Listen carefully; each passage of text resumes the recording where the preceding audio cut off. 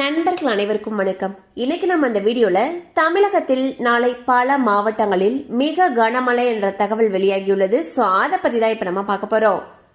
தென்மேற்கு வங்கக்கடல், அதை ஒட்டிய தென்கிழக்கு இலங்கை பகுதியில் நிலவிய ஆழ்ந்த காற்றழுத்த தாழ்வு பகுதி டித்வா புயலாக வலுப்பெற்று சென்னையிலிருந்து 700 கிலோமீட்டர் தொலைவில் நிலை கொண்டுள்ளது. இது வடமேற்காக நகர்ந்து வட தமிழகம், புதுச்சேரி, தெற்கு ஆந்திர கடலோர பகுதிகளை 30ஆம் தேதி அதிகாலை நெருங்கும்.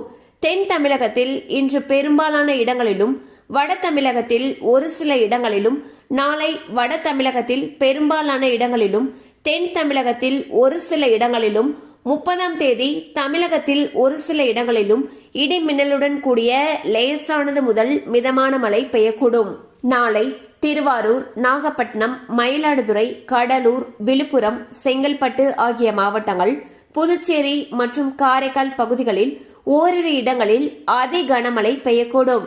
தஞ்சாவூர், அரியலூர், பெரம்பலூர், கள்ளக்குறிச்சி, திருவண்ணாமலை, வேலூர், ராணிப்பேட்டை, காஞ்சிபுரம், திருவள்ளூர், சென்னை ஆகிய மாவட்டங்களில் கன முதல் மிக கனமழையும், புதுக்கோட்டை, திருச்சி, சேலம், கிருஷ்ணகிரி, தருமபுரி, திருப்பத்தூர், கரூர், நாமக்கல் ஆகிய மாவட்டங்களில் கனமழையும் பெய்ய வாய்ப்புள்ளது.